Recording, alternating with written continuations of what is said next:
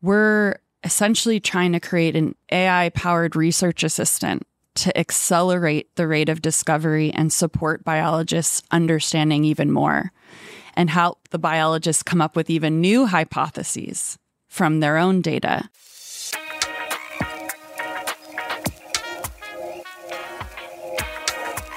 Welcome to another episode of Rewilding the World. I'm Ben Goldsmith, and I'm here with Katie Zacarian from Earth Species.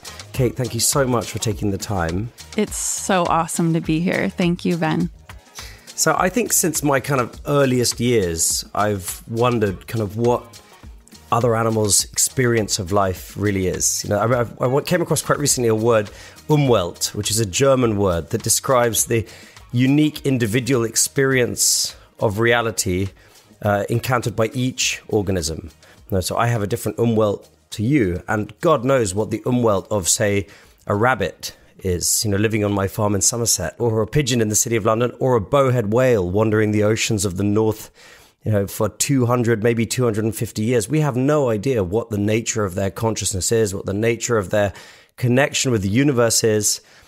And Earth Species seeks to unravel a little part of that mystery. And I read about your work and I was kind of blown away by the stories that I came across. This idea that with a combination of artificial intelligence and acoustics, we might come to understand what other species are saying to each other. The singing of humpback whales, or the babbling of primates, or the chattering of communities of rooks or other corvids. And so I was so grateful and so excited when you agreed to come on the podcast to talk about all of this. And the first question I have for you, Katie, is what for you was a kind of breakthrough moment? Which species or what happened that made you realize that we might perhaps unlock the mystery of what animals are actually saying to each other vocally? For me, I've just always been personally extremely fascinated by animal behavior and deeply motivated to support scientists and wildlife veterinarians and park rangers, those on the front lines of conservation, with the best possible technological or otherwise solutions that we can imagine. And what made me extremely excited had actually not much to do with animal communication at all, actually. It was listening to human beings and their needs and seeing the immense capacity of these new methodologies. And by new, I mean actually ancient in artificial intelligence terms. These were papers that were coming out in 2014, 2017, that allowed us to understand the relationship between concepts without any prior knowledge, without any ground truth. The fact that we would be able to translate from one human language to another human language without any insight about Finnish or Japanese or Aramaic, and that we could model it mathematically with these new methods.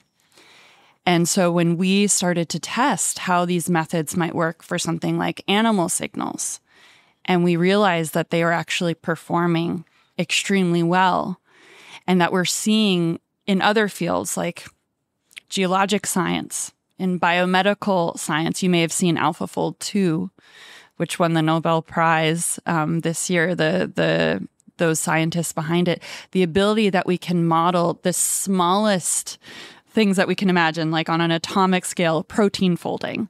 And we can also model some of the biggest things, which are, how the Earth's atmosphere works. We now have artificial intelligence models that can essentially build up an understanding of the world around us. And so what made me very hopeful is, one, hearing the incredible, urgent, and fascinating hypotheses as well as needs from those on the front lines of conservation and science, and knowing what's coming and what's possible to experiment with AI, and bringing those things together and starting to run those experiments and seeing, oh, it's working. We're seeing that these new methods, the foundation model, for example, that is so ubiquitous now. If you play with ChatGPT, you know what I'm talking about. And that everything that can be translated will be translated, is kind of the major sort of aha. Yeah. So the technology exists today to listen to someone speaking a language about which the model has no prior knowledge. And the technology, if it listens enough, can then come up with a translation of that language into another language. That already exists, does it? Oh, yes. Yeah, that's actually considered kind of like horse and buggy now in ML terms. But doesn't it need some kind of other input, like some kind of behavioral input? So when this person makes this sound, they are handing a glass of water to that person. Or does it must need some kind of context in which to frame those sounds? How can it understand the sounds that someone is making without any prior context? So it's a great question. And it's one that AI researchers are working through. And the big kind of sort of way of thinking about it is around scale and diversity. So by that, I mean, is that the model is looking at, we're talking billions of examples, the entire internet, every single book that's ever been written, everything that's been recorded of a person speaking, all known publicly available sounds of animals, all known music. This is actually what's underlying our model, NatureLM Audio. And so these models are trained on a very, very large scale of data. And by having more information, more context, context is king, right? Having more context about how this, the conditions under which this sound was created, what was happening, who else was in the room or in the tree or in the ocean. What were their ages? All of that actually provides a much better sense of the context of what's going on.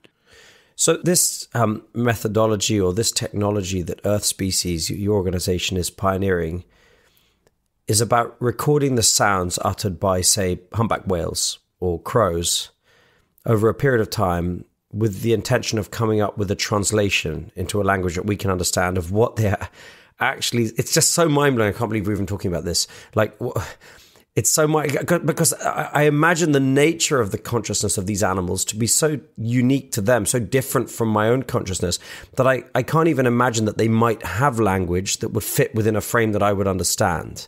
Now, I love the Rupert Sheldrake discourses and books in which he describes, he wonders what around the nature of consciousness and what different consciousness is like, and he goes quite wacky. I mean, his last YouTube video I watched was entitled "Is the Sun Conscious?" And if not, well, why not?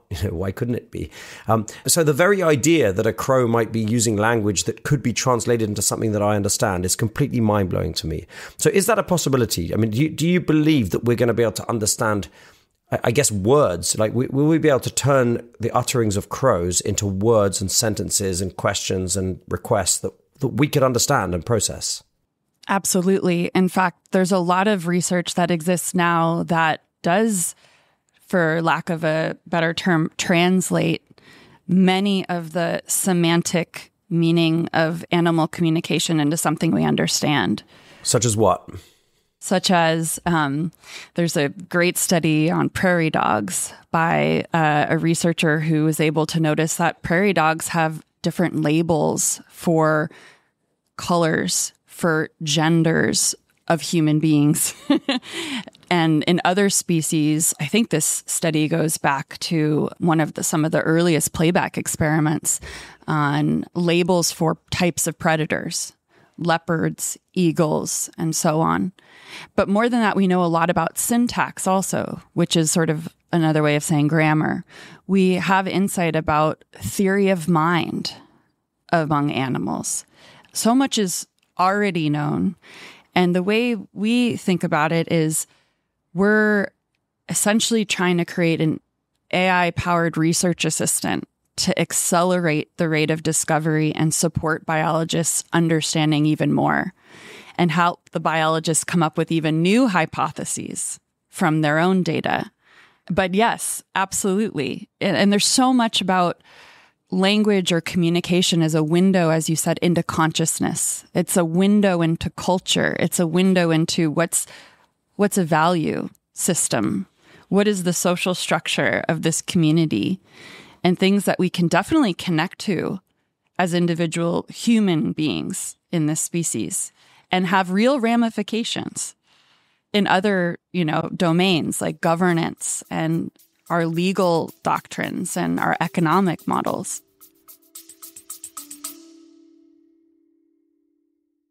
This episode of Rewilding the World is very kindly brought to you by Uni, that's UNI, the world's first nature-friendly line of luxury body care. We've all heard about the harm that sun cream does to coral reefs, but it's not just sun cream and it's not just coral reefs. Well, Uni makes plastic-free, nature-friendly essentials like shampoo, conditioner, hand wash, and even natural deodorant, all full of nourishing ingredients such as seaweed kelp, aloe vera, and olive oil. We've been loving our Uni products, but don't take it from me. Here's my wife, Jemima. Yes, I really love them. They're such clean and nourishing products. The microalgae body oil is so good and really smells amazing. You can find Uni products at Space NK or at weareuni.com. Absolutely. So I want to come on to the ramifications because they're huge. I mean, imagine, for example, if we could understand the wailing and the unhappiness of pigs confined in a factory farm. Would that change the law around what you're allowed to do, or the conditions in which you're allowed to raise pigs, for example? I mean, anyone with any kind of empathy or any kind of sense knows that these are the most shocking inventions of humanity, these factory pig farms. But imagine if we could actually understand what they're saying and translate it into English. Imagine the headline. Where is the most exciting avenue of exploration right now? I mean, my mind jumps to humpback whales and their songs. Well, I've read recently an article which may or may not have originated from your work, which describes how dolphins may have names, individual names for each other. I've also read articles about crows and corvid species of birds that may have complex vocal communication with each other. Where is the most promising and exciting and advanced area of exploration that you're working on? So my answer is twofold. One, I mentioned earlier, Nature LM audio, and that for us is sort of the model that powers a lot of our work. And it's a large audio language model, and it works across taxa. So, like I said, diversity and scale. And some of the early interesting findings with that, I mentioned that it's trained on billions of data points across environmental sound, music, human speech, and animal sounds. And some of the early indications is that it can identify species by its scientific name it's not seen before. So you upload some audio and the model's not been trained on a certain number of species and it's able to correctly identify. So you can just start to think through what the ramifications are from a conservation management perspective. And then it also is doing something called transfer learning, where it's able to identify sort of abundance. So these are like two major things in population ecology, and we would consider them sort of low-hanging fruit in the field, like on the road to having a much more profound understanding about the semantics, the overlap, if you will, of the experience that we can translate into human terms to make it legible for us and meaningful for us. There's a lot of things today that these models can address. But to get to your question about what are the most sort of exciting areas for exploration, certainly birds. So much is known already.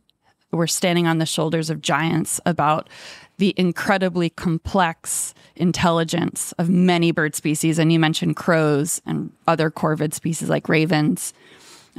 We know that other species of birds have names, that they give names to their young when they're born and they vocally learn. We also know a whole lot about many primate species. We know a whole lot about many mammal species across, taxa, and we're able to learn so much by taking this sort of large-scale approach. We're going deep on a few particular species with some researchers very closely. We have a set of experiments that we're doing now with some researchers in Spain studying a type of carrion crow has a very unique behavior where they cooperatively rear their young. It's not just their mother and father, but the whole community. And the researchers have noticed that they believe they have a larger vocal repertoire, meaning they have a bigger vocabulary to communicate than other corvid species. And they believe it's because of that social structure, because they need to have more words, so to speak, to be able to coordinate these activities to communally raise their young. And for that's a really interesting set of experiments. They've affixed these tiny tracking tags to the corvids. And so we have information about their movement when they're approaching the nest. We have nest cam imagery. And all of this to say is there's a lot of data to provide more context, to give us a sense of what's going on. What are they communicating with each other? What's the timeline, do you think, for the work that you're doing, to the extent that you'll be able to start, let's say, legibly recording in language that we would understand things that are being vocalized by other species? Like, how long is it till I see that headline, do you think, that we now know what dolphins are talking about, when they make those chattering sounds? Yeah, I think it's on a magnitude of like a single hand to two hands, 5 to 7 years. Like I said, there's so much that's already known, and where we have, so to speak, ground truth that's been validated by a set of experiments. And so being able to replicate that using new methods is certainly something that is an early gauntlet for us to be able to tackle. And then beyond that, I think this 5 to 7 year horizon, which is very, very soon. There's been a lot of discussion here in the UK and the media and so on about the work of a for-profit company called Colossal, which has raised massive amounts of equity finance from investors to resurrect extinct species. Well, partly to rediscover seemingly extinct species with expeditions and so on. They found a whole bunch of species that people thought were extinct, and then they got found. They put rewards up and people went adventuring and found them. But also to use DNA technology, CRISPR and so on, to resurrect the dodo or the thylacine, the Tasmanian tiger. But you're not a for-profit company. You are a 501c, a registered American charitable organization. So how are you financing this work? And why did you choose to do it as a charity rather than raising equity like Colossal have done? Yes, we are a public charity, and it was a very conscious decision early on to do so. Our mission is to develop these new AI methods to sort of dramatically change or renew our connection with the rest of nature so that the diversity of species can thrive. And whilst there's many opportunities to leverage these methods for ensuring that vision, there's also many ways that these can be used to sort of perpetuate our existing systems, which we would argue the polycrisis is driven by a disconnection. And we are profoundly all suffering from a state of human exceptionalism in our governance and our economic systems and so on. And so I think for us, it enabled us to have a very clean, straightforward approach to the conditions under which we want to develop new technologies and how we might want to optimize the proliferation of these as well. And so those who fund us are supporting this bold vision of the future and expecting that there be a public good to come out of it. So what could that public good be? I mean, this podcast series is really about rewilding, and that's always been my passion. And it's a movement which is gaining in momentum and strength worldwide. This idea of kind of self-willed nature recovery and natural processes really governing what happens when you allow nature to recover. And what we do is highlight kind of exciting stories from around the world. And I think yours is one of the most exciting stories we've ever had on this podcast. And how does understanding the language of species help us to solve these massive problems and to deliver nature recovery at scale? It's a multi-pronged because this isn't a single actor or a single technology or a single organization solution. This is going to be one that's system-wide. The way that we envision that more profoundly understanding animal communication and the diverse intelligence will fit in is both on the individual level how someone thinks about and relates to the rest of nature around them, and also on the level of governance and culture or economic systems. And so in terms of rewilding, there's so many direct applications for how understanding language would play a role. And these are some of my most favorite examples.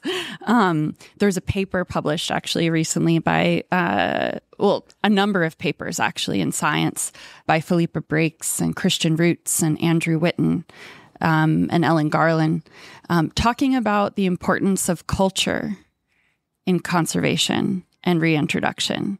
So not just population ecology, let's get the animals back there and how many are there, but what are the necessary conditions under which we need to think about the complex lives of animals where they learn behaviors, and we can't just reintroduce a species and expect them to understand the migration paths, how to forage for different types of food, things that they might learn from others. And that culture actually plays a very big role. And language is a window into culture. But even just understanding through sound or through language the differences in culture at the very start. We know that many species of whale have very different dialects. And so even just understanding the diverse repertoire of beluga whales in Cunningham Inlet, even though they're living next to each other, would give us a sense of which populations are recovering, which ones are still struggling, and doing that through the window of language rather than just visual observation. Yeah, I get it. And I think also there's just this wider sense of a lack of empathy on the part of human society towards the non-human world, towards nature as a whole, and towards its individual species with which we share this world. I mean, I just to pick it, we were talking about pigs earlier, but let's talk about wild boar. It's a species that I love. I've been obsessed with wild boar since I was a kid. In fact, I have letters in my drawer in the house where I grew up, where my mum still lives, from the very patient manager of Richmond Park on the edge of London, who was replying to my letter saying, no, we can't have wild boar back in Richmond Park because we have horse riders. And I was obsessed with this idea that we ought to have missing species back in our landscapes. I refused to accept as a child the idea that wildlife is something that happens elsewhere. And now wild boar are back in Britain. There are wild boar running around in the southwest of England, up in Scotland. They're back. They've kind of rewilded themselves by escaping from wild boar farms and so on. And these are amazing species. They live in matrilineal groups, a bit like elephants, where knowledge is passed from grandmother to daughter down to granddaughter. Each female in the sounder or the family group, which is a matrilineal group, looks after all the young as if they're their own, and they know where they're going. They're super intelligent. They know where the forage is. They know where the mushrooms are, where the water is, and they move. They're like a kind of parallel nation that live alongside us, and they've been here way longer than we have.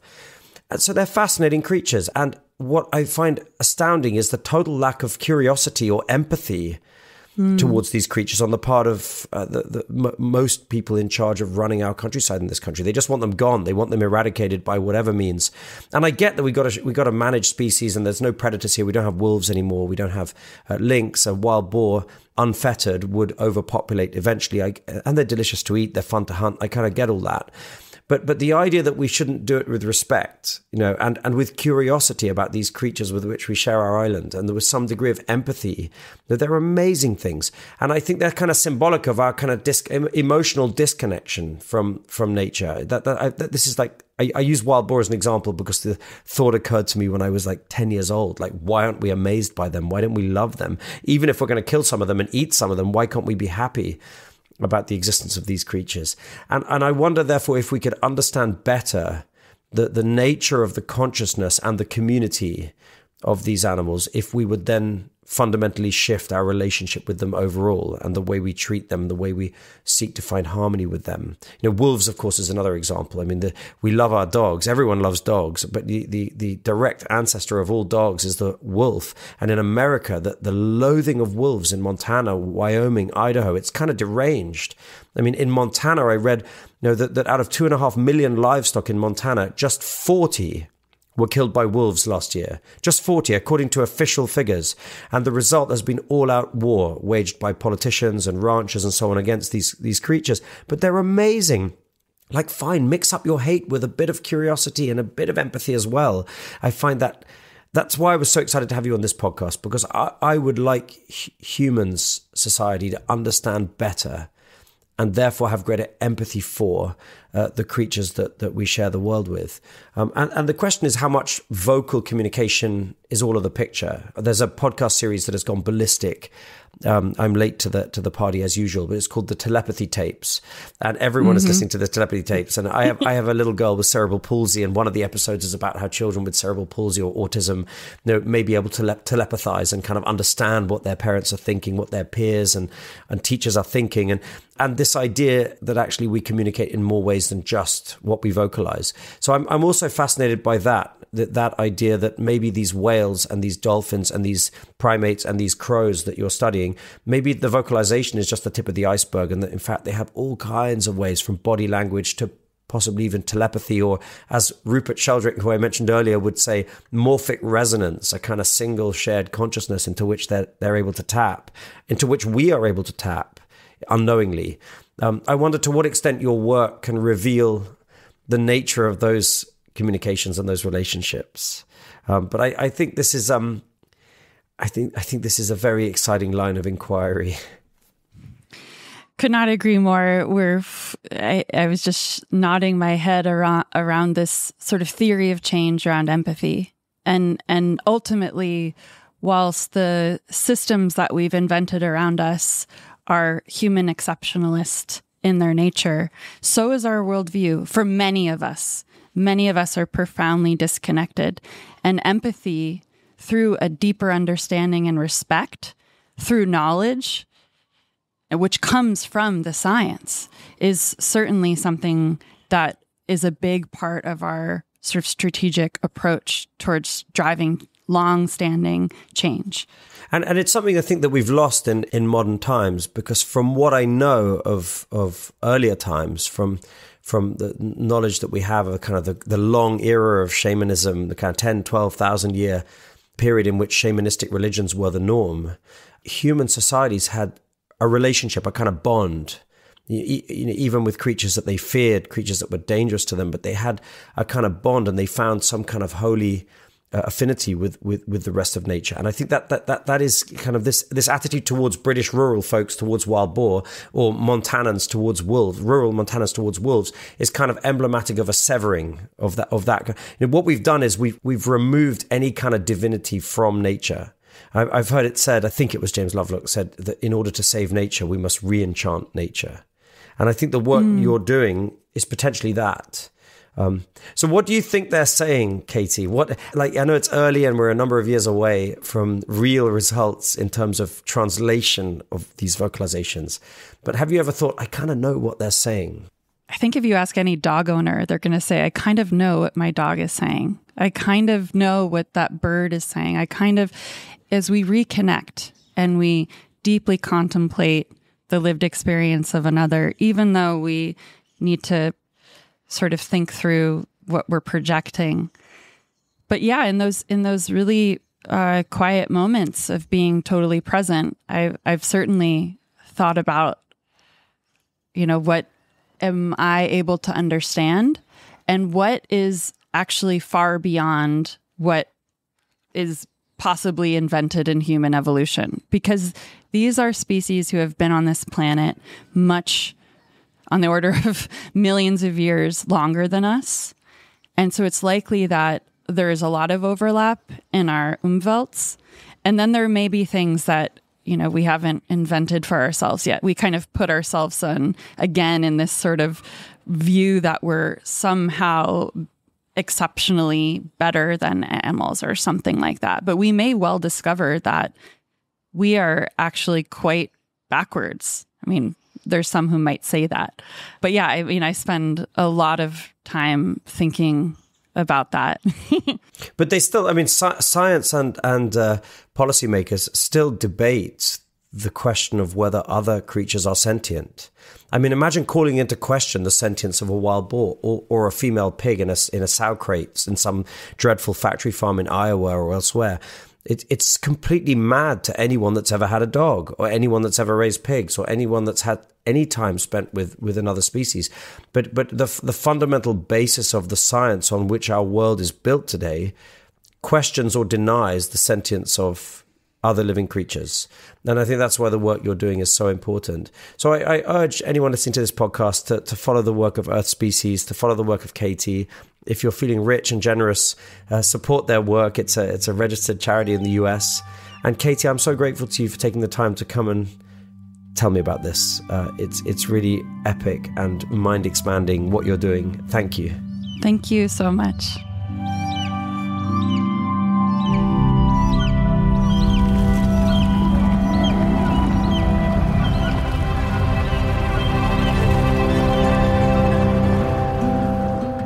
I've always wondered what animals are saying to each other. You know, those songs of the great whales, or when two crows are chattering by their nest outside my bedroom window.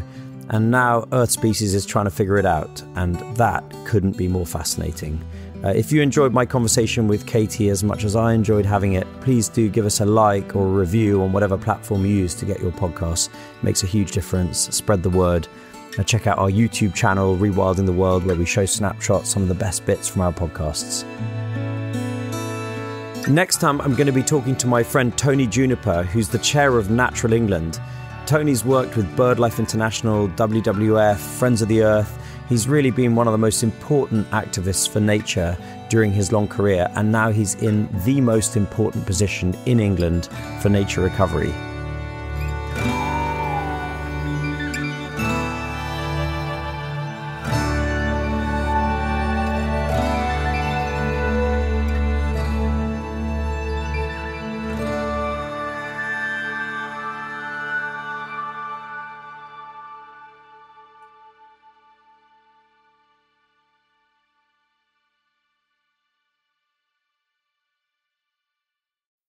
You already know that this isn't about one species. It's about systems, interdependence, collapse.